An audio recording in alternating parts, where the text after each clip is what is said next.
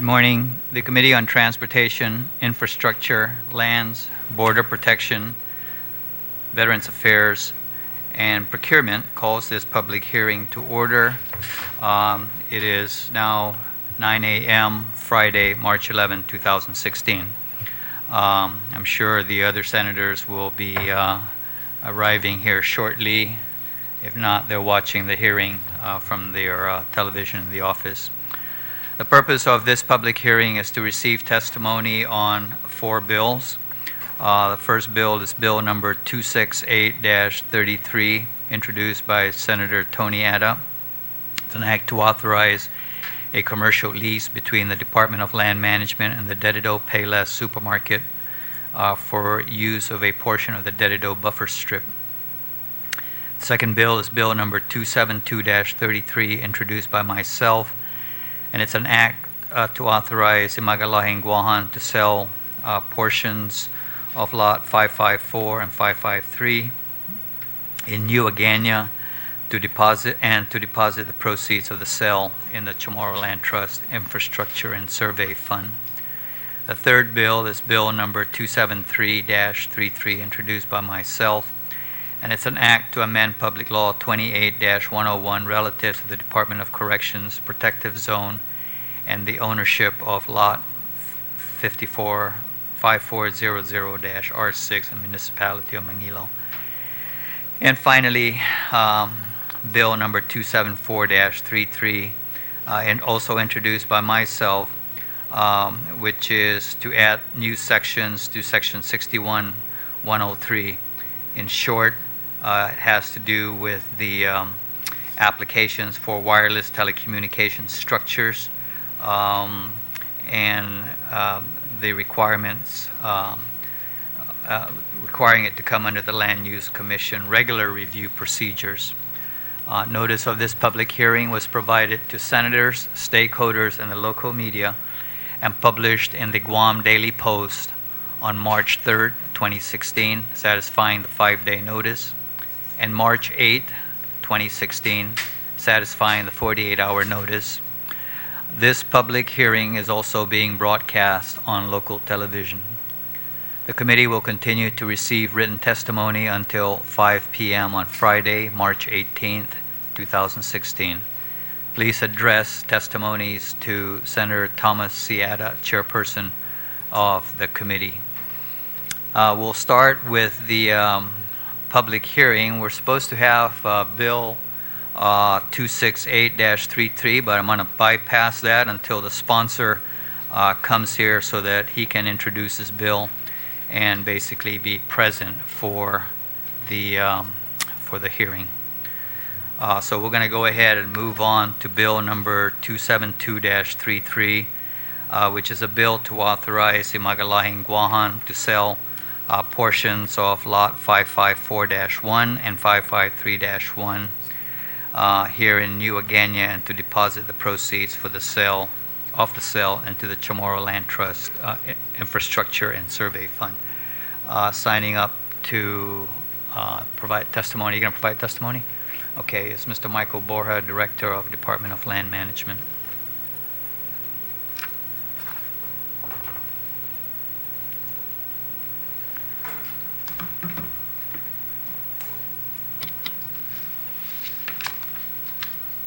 Today, Mr. Chairman, I'm Mike Borja, the Director of Department of Land Management. On this bill number 272, which authorizes the sale of property in Agana in an area that does not have any survey map since the redefinition of the lots of Old Agana into the present-day Agana.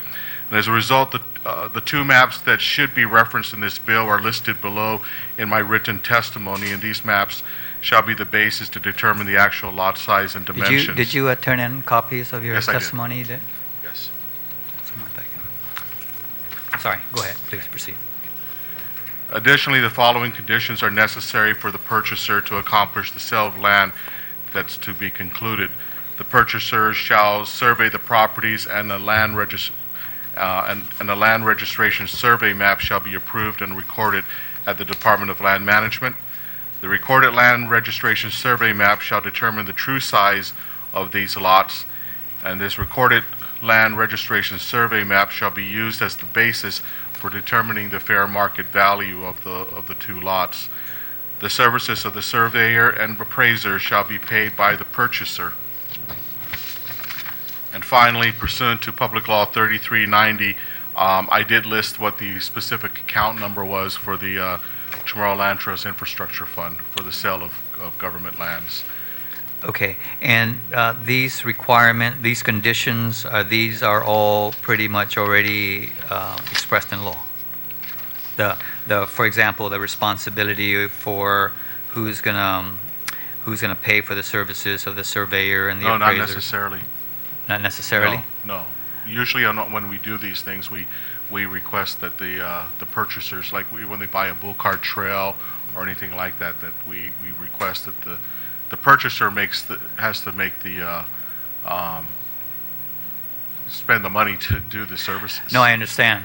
But what I was just trying to clarify, is this something as part of a rules and regulations that land management follows, or is it something that will apply it to this today and not to that tomorrow? No, That's all I'm asking. No, we've been trying to include this on our land purchase testimonies. The reason what we wanted to make sure that a land survey registration map is done, and then it's recorded so that we know exactly what the piece of property truly is, and from that basis we can then the appraisers can then use that to determine the value of the property. Unlike what we had before, where we had to do an amendment to a public law because the size that was listed in the law turned out to be much different than what was actually determined in a survey after the fact. And so we just wanted to prevent this from happening again. But is there something written specifically? No, sir. Yeah. But what we've been trying to do is be consistent in what our requirements are so that we have a full, proper, established documentation for the purchase. Yeah, I understand. I understand that. It's just that I know I've seen in other legislation where, for example, 2 appraisals are required. One, the purchaser will select his appraiser, and then land management will also select their appraiser, and then if there's a big gap between the two, we take the average. Here, we're basically saying that the services of the surveyor and appraiser shall be paid by the purchaser. So Right. Well, because I'm not objecting to anything that the language in the bill mentioned.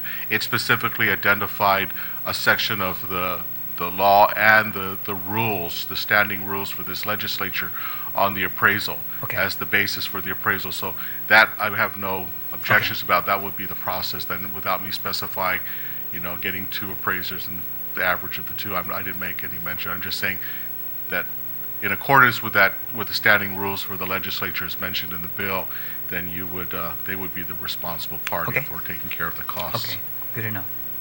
All right, fine. Anything else further on this bill?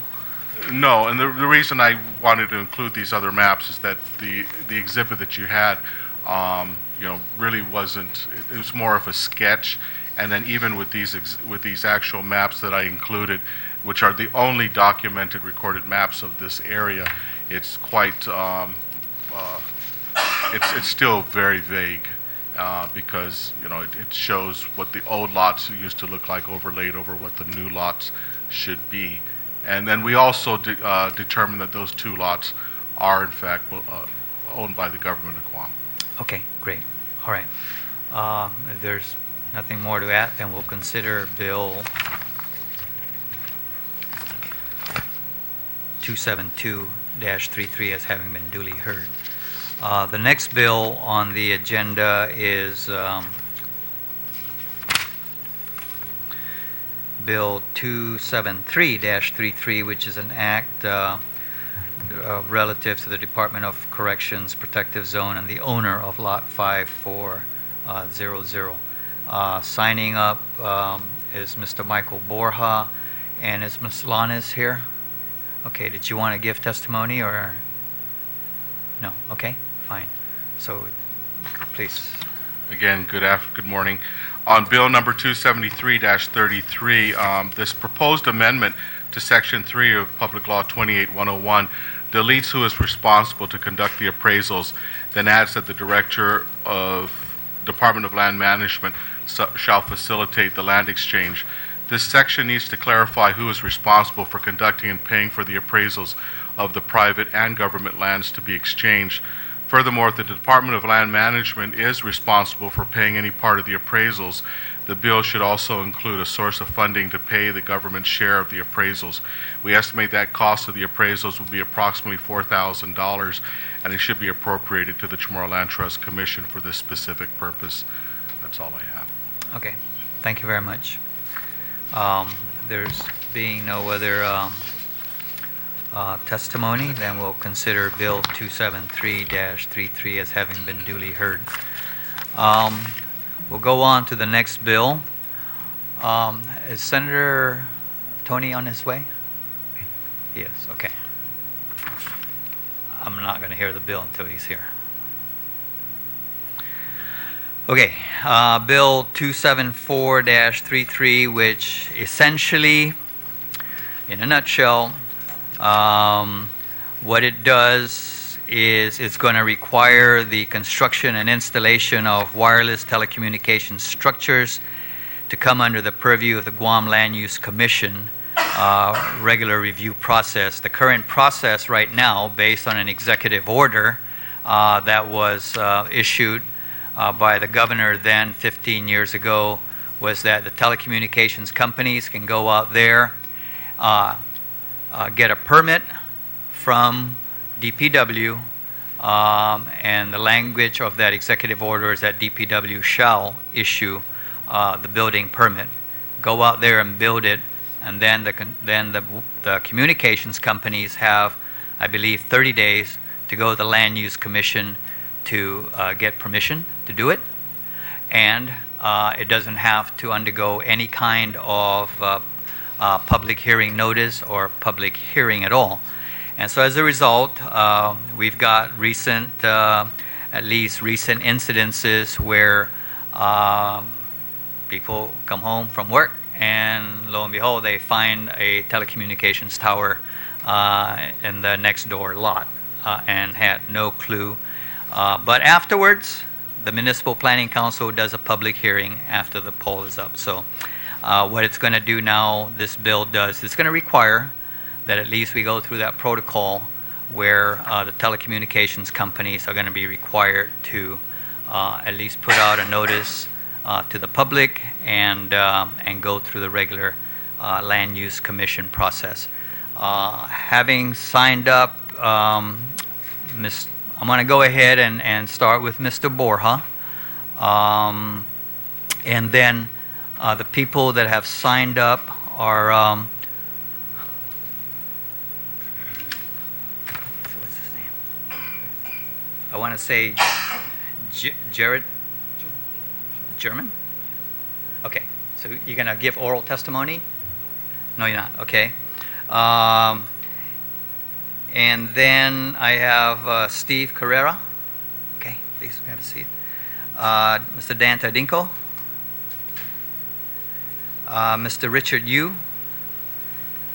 And Mr. Robert Kelly. So, Mr. Bora, go ahead. We'll start with you. Robert, can you take one at this end, please? Come over here.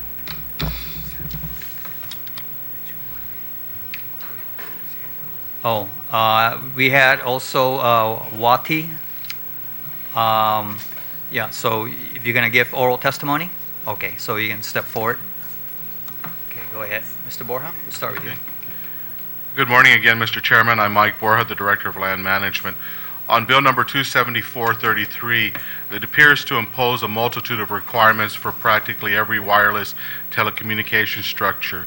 This bill is in response to an aged executive order, as you mentioned, that allows telecommunication companies an expedited process to erect towers to quickly bring wireless communications coverage throughout Guam. And as you mentioned, there is a height variance application for a wireless tower currently under review by the Guam Land Use Commission after the tower had been erected and made operational.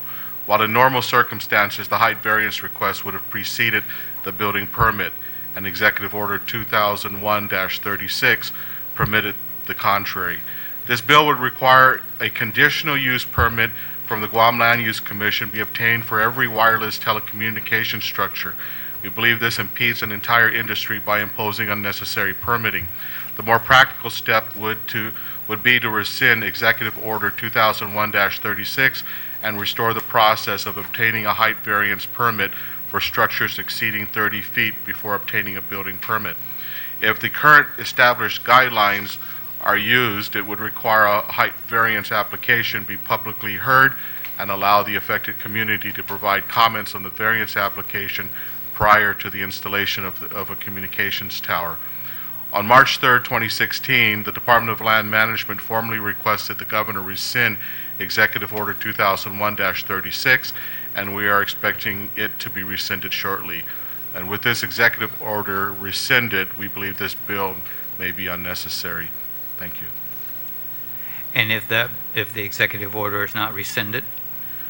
Well, then I think there needs to probably be some other kind of modifications to this, because what this bill does is it puts a conditional use permit on a poorly defined communication structure, which could include a wide range of everything that's anything in wireless telecommunications, more than just the tower. It could be the antennas that are attached to sides of buildings. It could be a host of other things, and that would seem to be quite unnecessary. When in fact what we're trying to aim at is the large towers that are being erected that exceed 30 feet.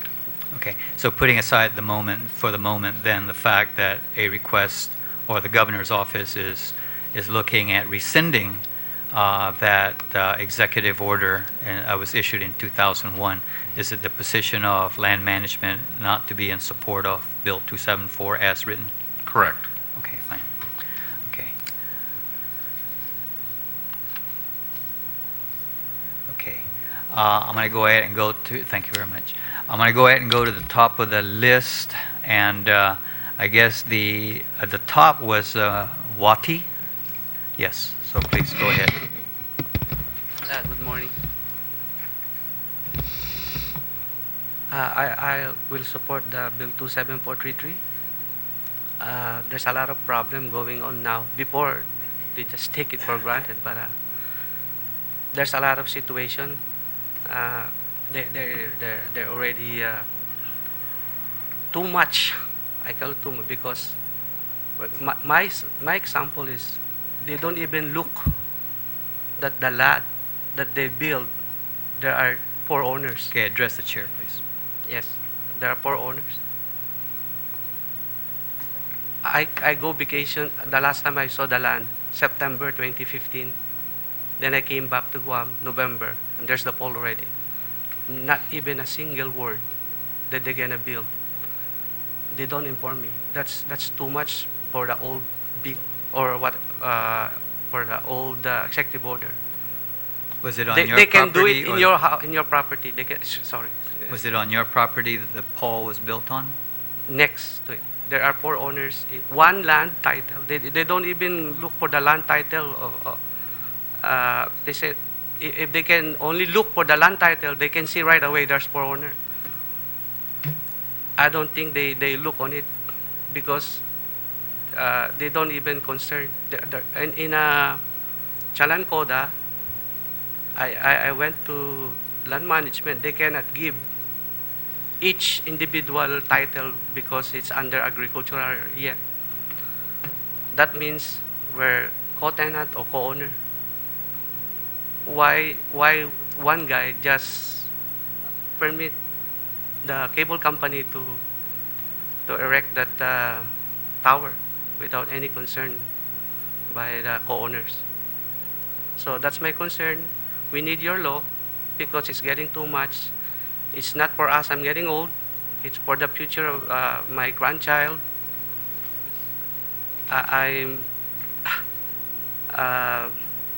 Even though I asked, I was there in the area for 2 days, roaming around. They're thinking that they cannot sell the land. Nobody can buy it. That's their concern. Their health, and then the disaster, typhoon, earthquake. Because we were caught flat-footed. we don't know. Not even a letter prior to erecting it. So, if that kind of executive order you got, it's a self-centered or group, certain group policy. We live in Guam as a harmony. I live here 30 years. I like it. But now I'm thinking otherwise now.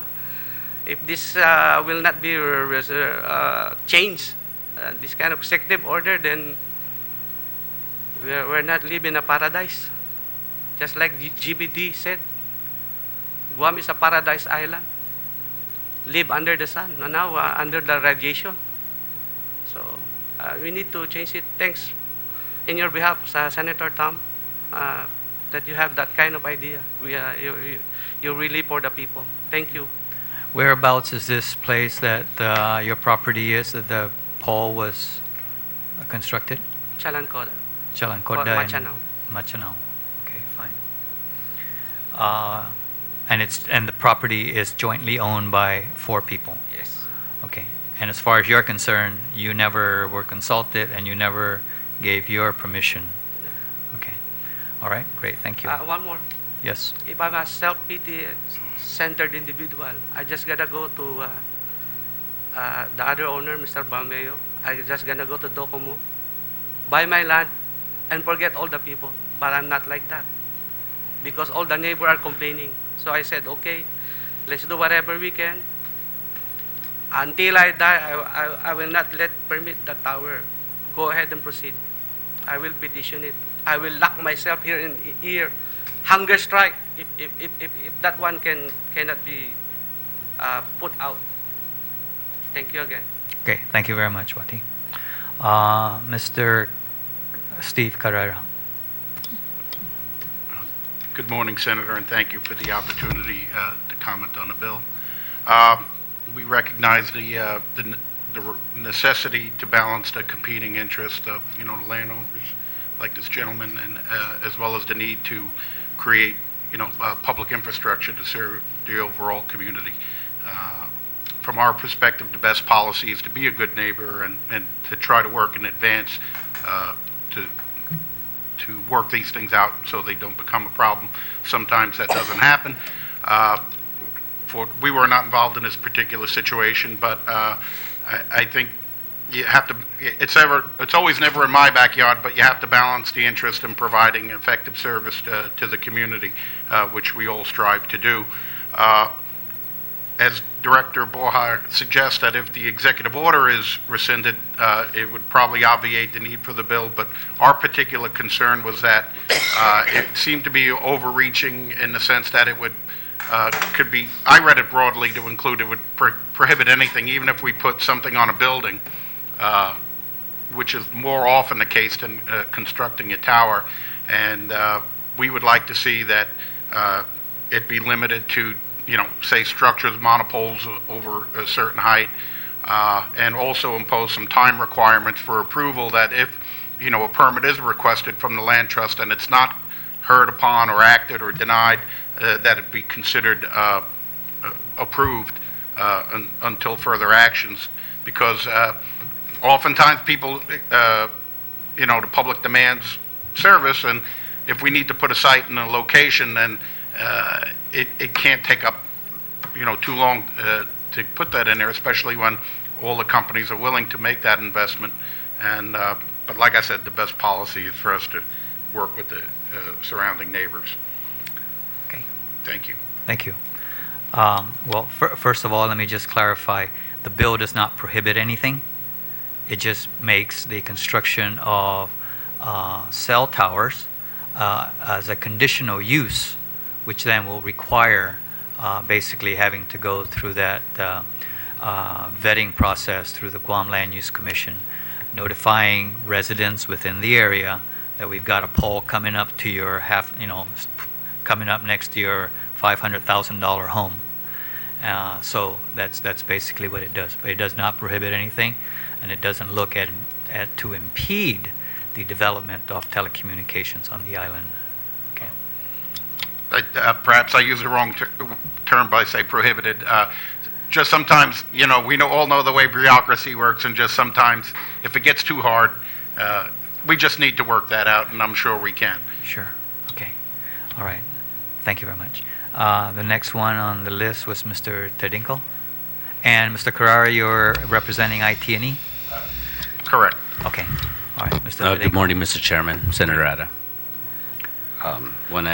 When this bill first came to my attention from your staff for the public hearing notice, of course, the immediate reaction internally was, is there something that we've done here with regards to the construction or erection of a facility next to somebody's house or within a neighborhood that is working people up in the lather? And we looked and we said no, but even if it were, as far as our plans, we looked at our most recent experiences when we did roll out poles and towers, and those two instances are more recently up in Chalampago, when we had done something up there recently.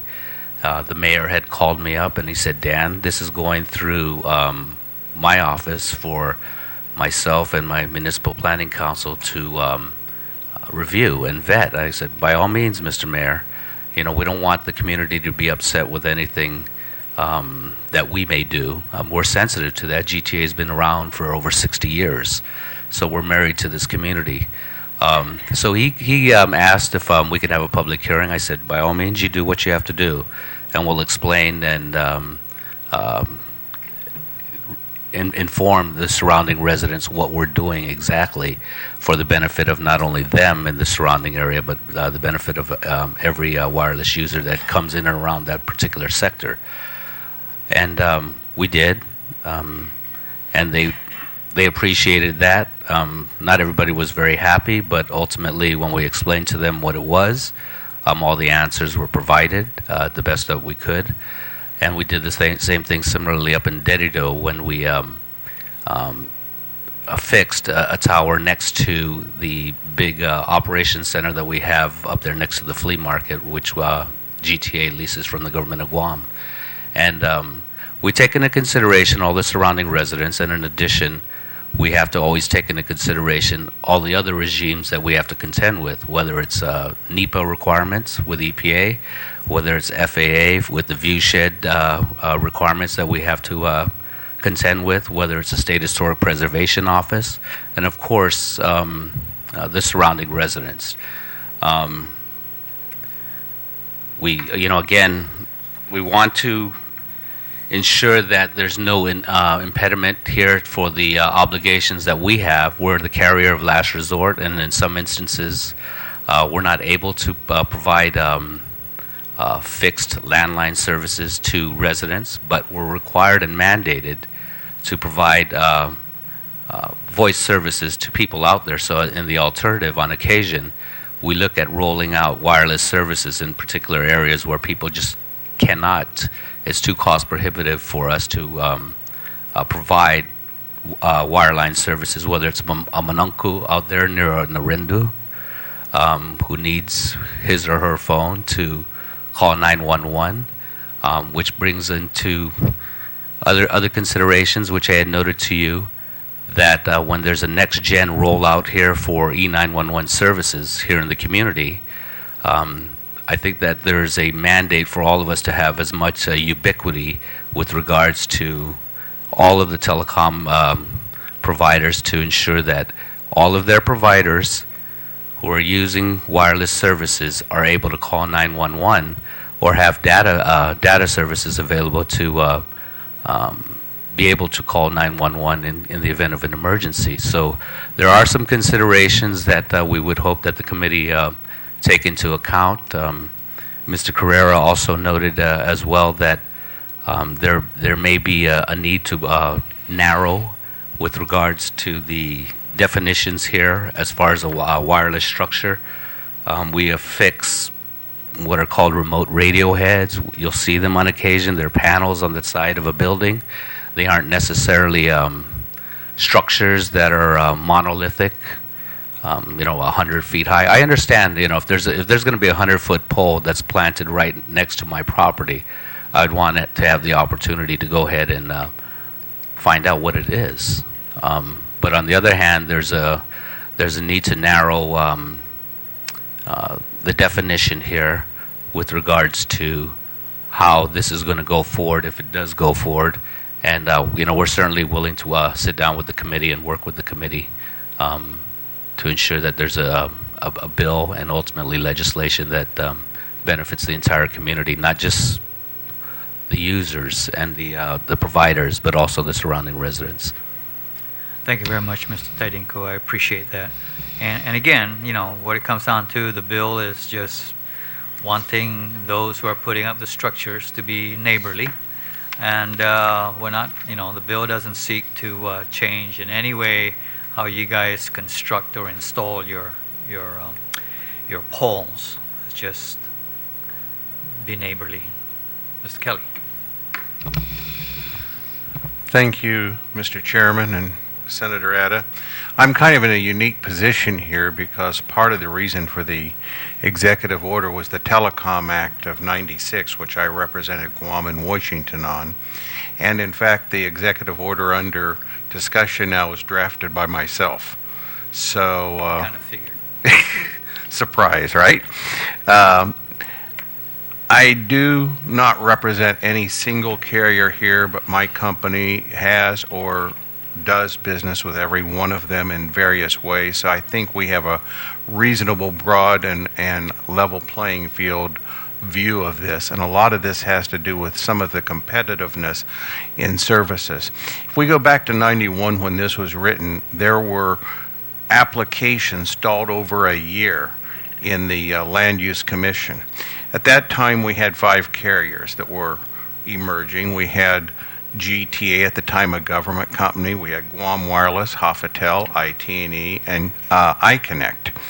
And one of the problems that they had is a carrier needs to have coverage, and they need to have capacity, and they need to try to eliminate dead spots to be competitive. If you've got a carrier that can't get a permit to put a site in, and another carrier covers that area and theirs is held up, that puts them at a severe competitive disadvantage on a level playing field, and in fact violates the intent and provisions of the Telecom Act for the level playing field.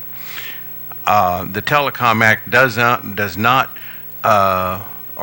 me rephrase this, would permit reasonable restrictions like residential areas, certain commercial and zoning and so on to restrict it. But what we tried to do in the Telecom Act was to take the industrial and agriculture areas, which are larger and not as residential, and allow people to expedite a tower not to exceed 100 feet. Now, maybe we can go back and take a look at that today, but while that was opening up the provision of our initial cellular services, today we're moving into a new realm where everything is going to be basically wireless data, voice over data, and so on, and people are using exponentially larger amount of capacity. And so the carriers, just by the laws of physics, need to have additional sites to be able to provide the capacity and the additional coverage demanded by the customers. I do recognize the residents' concern here about having towers pop up.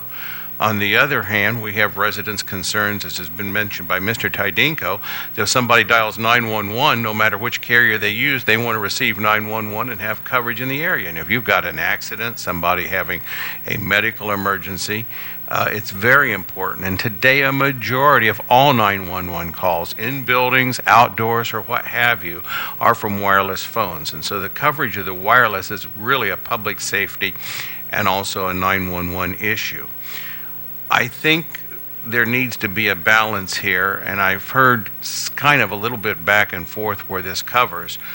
We have everything from buildings, which hopefully if we withdraw the executive order and just go back would not be affected. We also have a lot of carriers that use power poles from the power company, and they put sites on those. Well, if you're going to put a power pole up to put a power line, putting a couple panels on it should not be a difference in an area either. And these I don't see should be restricted either. And then if you're in a remote area, rural area, agriculture land that's not within, we could set a reasonable limit of 500 or 1,000 feet of a zoned residential area, that should be able to be an expedited process without going through a lot of hearings also. Certainly, if you're on an agriculture lot and right next door to somebody with a multifamily dwelling, that may need to be looked at differently. And then the other one is we do not want to go back to what we were in 91 where it takes over a year to get a permit, because that puts the carriers who are trying to compete at a big disadvantage, and it doesn't serve the public, and it's not going to serve to advance our 4G rollouts on Guam. Today, Guam has world-class service at competitive rates similar to the rest of the United States, and we want to keep this competition going among all the carriers for the increase of services, because that's just for the good of Guam. We need to keep it going. And that pretty much ends my testimony. If you have any questions, I'd be happy to answer. Thank you very much. And I do want to recognize the fact that you have been very active in the telecommunications field. And I think the things that you've pointed out are certainly very cogent, and committee would take those into account. Just two things to wrap this up. One is basically the bill is really trying to avoid situations such as what Mr. Wati here had indicated. I know there was one in Barrigada. The poll went up, and then I guess about a couple of months later, the mayor's office was scheduling a public hearing at that time, and where it's kind of act backwards.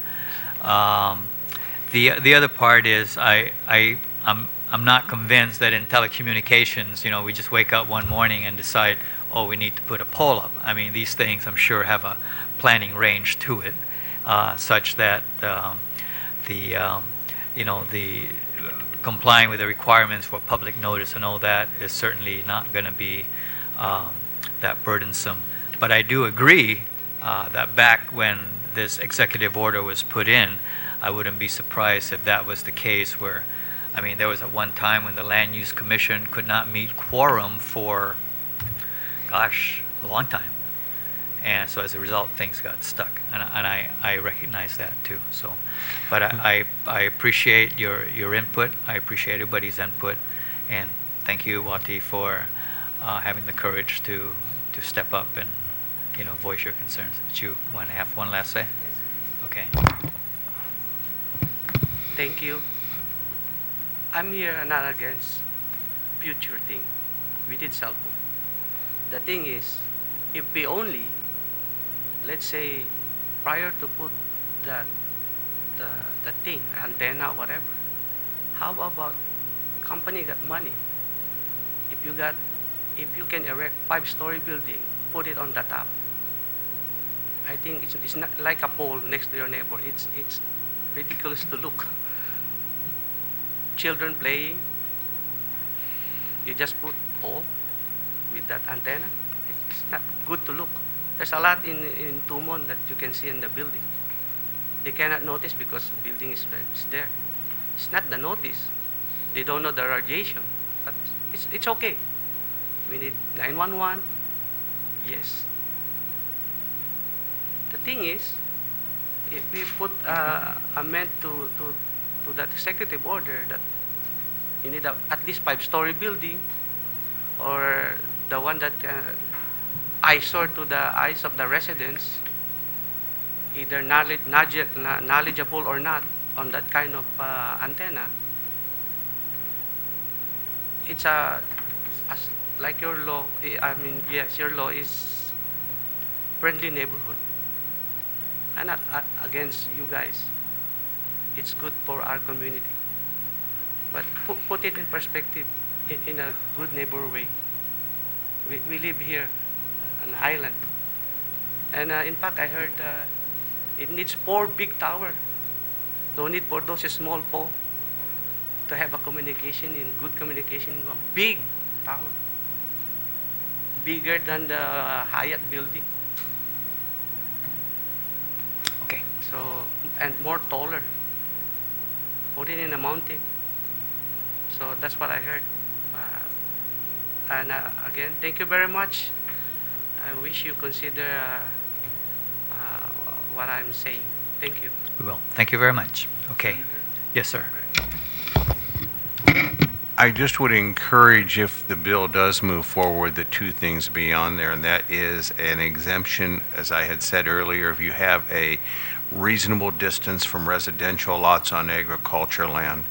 I mean, at that point, you could have a chicken farm next to you also, and that wouldn't need to get permitted. So, I mean, when you get it distances away and you're on agriculture, that should be relatively open land. And the second one, that there be a reasonable time. You know, if a carrier wants to build a tower, certainly putting a public notice in the paper would not be an unreasonable thing. Within, 2 weeks or 4 weeks afterwards, schedule a public hearing. But you need to have you mentioned about people planning, and if they're planning ahead, they need to know the process and what their timelines are so that they can make the investment, bring the material out here, and know that they'll have a decision in a specified period of time. Okay. Do you want to add to that, Mr. Borja?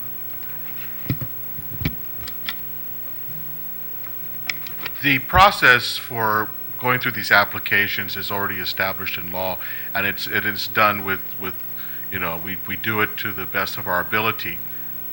And in this process, and the issue that was probably the reason this bill came to being, I don't see that representative of that company here.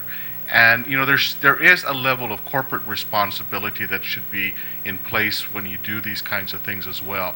They took advantage of a situation that was technically correct. Everything they did most likely was technically correct. But that doesn't mean it was ethically right to go and take advantage of a situation. In light of the fact that the Guam Land Use Commission has been hearing an issue that has brought out the public and tremendous amount of opposition on a current application that they're reviewing. This application actually I think there's several, maybe 4 or 5 of these kinds of towers that the applications are going to be coming before the Guam Land Use Commission shortly. And while they may be technically correct in doing what they just did, they have now put the commissioners and the commission into a situation where you're going to have a significant amount of public outcry, which we're already beginning to see, weighed against a tower that's already been installed. And if the commissioners decide that they will not grant the height variance, now the company is placed into a financial burden. And that's also not fair. And so that's why it's quite important that we find a reasonable way to make sure that these kinds of things don't happen, because if they don't want to take the responsibility to ensure that they at least solicit the advice of the immediate neighbors. And in the case of the one in Barrigada, for example, it's practically in a neighborhood. And while, like I said, it's technically correct, it's on a lot that's commercially zoned, it really kind of just doesn't seem right either. So with the process that we're suggesting, by rescinding the executive order, because we also believe that the market has been well saturated now with coverage, the improvements, as was mentioned, are probably still going to be ongoing throughout time. There is a planning process to do that, but at least then, with these variances or these applications that they have to put through the Guam Land Use Commission, there is the public hearing that will precede the approval of the application that allows them to then proceed with the construction of the towers. Okay. All right. Thank you very much. And so with that, then, we'll consider Bill 274-33 as having been duly heard. Thank you very much, gentlemen. Are you coming back for any markups on this bill or anything? We'll take a look. I mean, if the order is rescinded, No need. we may just, leave it to ripen. Okay. Thank you very much. Thank you. The next bill is Bill 268-33, introduced by Senator Tony Ada. So, Senator, if you want to go ahead and introduce the bill. Thank you, Mr. Chair. My apologies to the committee for being late this morning.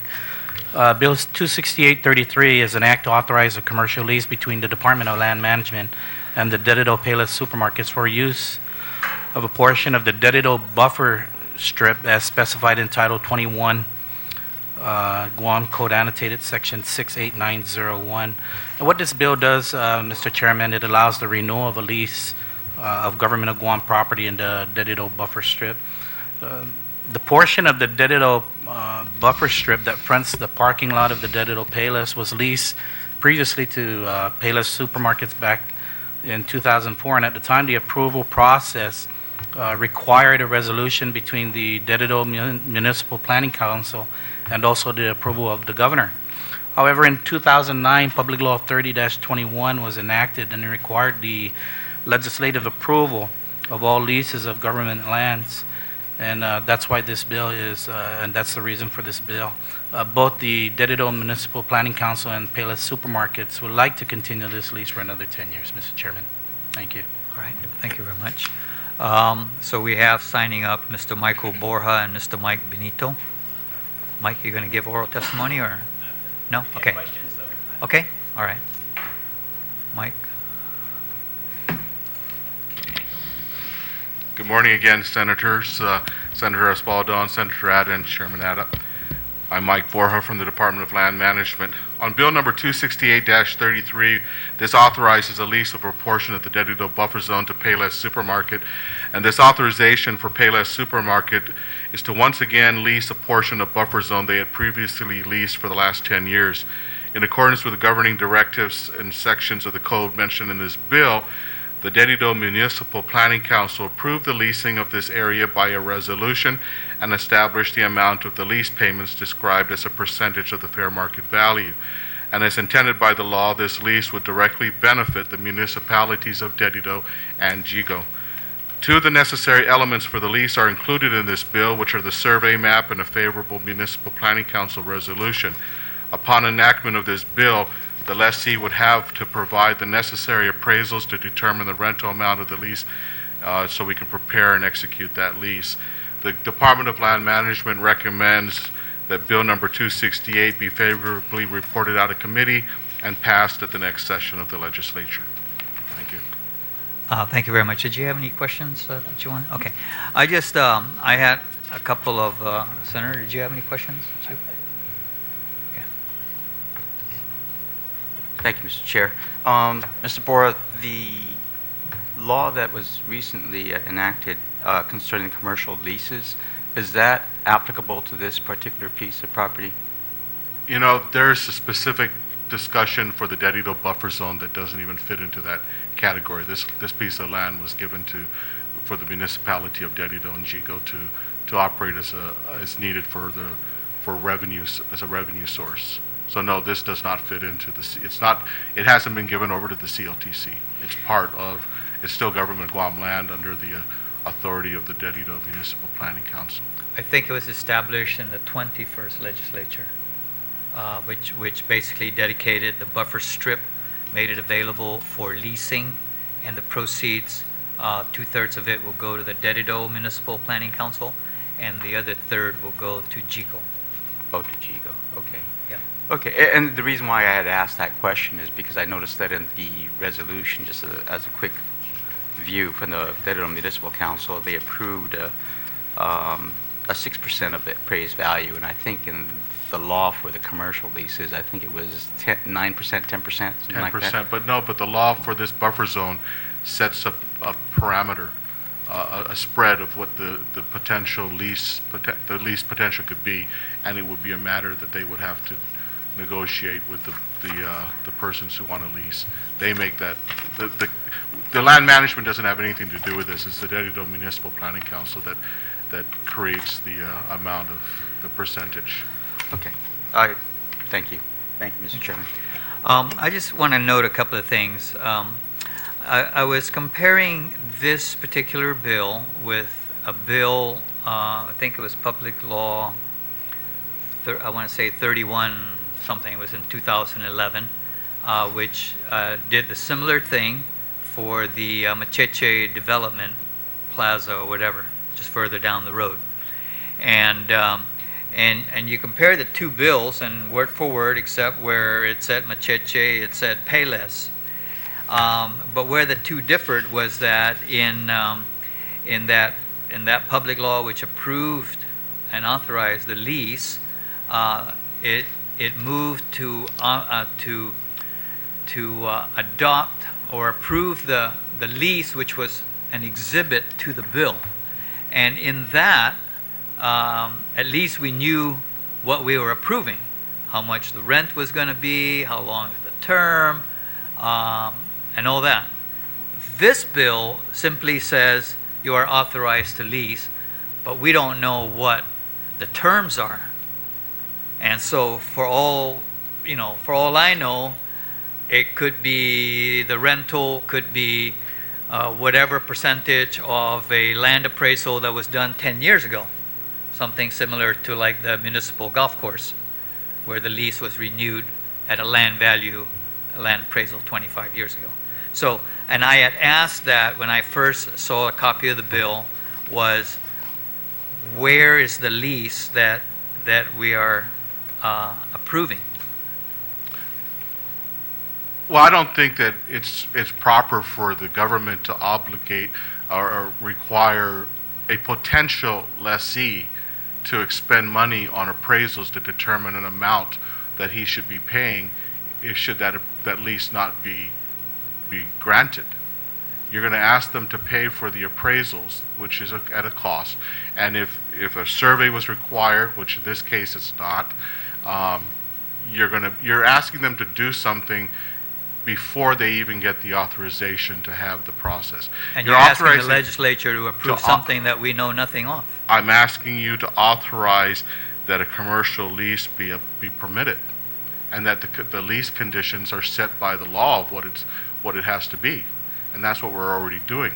All those conditions have already been set, except for the appraisal of the current fair market value to determine what it should be based on a percentage that was determined by a whole other source. Well, we certainly don't want to burden the potential lessee to go out and do an appraisal, not knowing whether this legislature is going to authorize it. And I just can't think of any reason why the legislature wouldn't authorize the leasing of that buffer strip to the potential lessee. It's just that I would feel silly about, we approved the lease. Well, what was the lease? I don't know. I didn't see it. Unlike the one that we saw for the Macheche development that was approved in 2011. At least there we had a lease. We looked at it. You had the specifics. So we knew what we were authorizing. Yes, Mr. Benito. If I may, Mr. Chair, my name is Mike Benito from Payless Markets. Just for clarification, though, we did do the appraisals. We had two commercial appraisals, one from Cornerstone and one from Nick Captain, as per the law. Okay. So we actually already did pay for that, and we had the value. They were very close. So if there was any averaging needed or whatever, but whether you picked the high or the low, they were pretty much the same.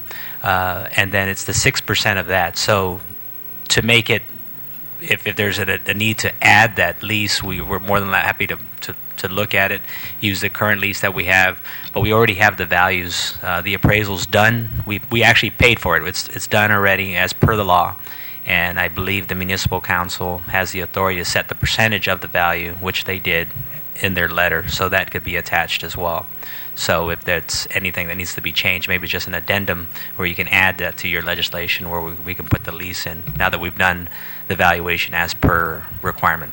Yeah, so basically then, if that was added, we can append it to the bill, and then what the bill would be approving would be the lease, the lease agreement to that buffer strip. And that's all I'm asking. I mean, we did it in 2011 for Macheche. I don't see why we don't do it for this one. And then and we, again, like I said, but I don't think we could. And to Mike's point, though, I don't think you could have entered into that lease until you got legislative approval. So I think that's kind of where it's cart before the horse, chicken before the egg, whatever you want to call it. So I don't think we could have entered into a lease unless it was approved by the legislature, right? That's right. Yeah. So the provisions in law to allow us to get to that, we've done, and we're putting it in front of you. So if it's, I'm not too sure it needs to be an addendum to the actual law, just the actual lease to be added to the actual law. But I would ask that, again, using as an example that Public Law 31, what the legislature approved was the lease, which was Exhibit A to the bill, and that's all. I mean, so from there, you've already been able to establish what the annual lease will be, and whatever the terms are, which probably the only thing that would change is the annual lease amount. I think, Senator, that the philosophy may be different between you and me, and that the legislature has the authority has the right to give us the authority to conduct and create a lease, but that the executive branch approves the lease, and that this lease will go through the process where it is also reviewed by the Attorney General of Guam and then signed by the governor. And that's where we are at in this process, is in asking for the authority to permit the lease of this piece of buffer zone. Okay. So we can hold the bill in the committee until we close that gap then, if that's what you want. That's not what I want. Okay. So I think I've pretty clearly stated, I'm just going off of that 2011 renewal of the lease where we just appended the lease agreement, okay? I can't think of any reason why the lease wouldn't, why the legislature wouldn't approve the leasing of that buffer. Then what this bill should then say is that you approve the renewal of the existing lease at new terms decided upon the fair market value of today and at the percentage rate decided by the Municipal Planning Council. Hey, you're the one that wrote this bill, right? And I'm gave the it- one that's asking for the authority to Okay. permit for the leasing. All right. Anybody else have any? Sir? Okay. So then, being no further comments, we'll consider Bill 268-33 as having been duly heard. Okay? Thank you. So we'll just close it out.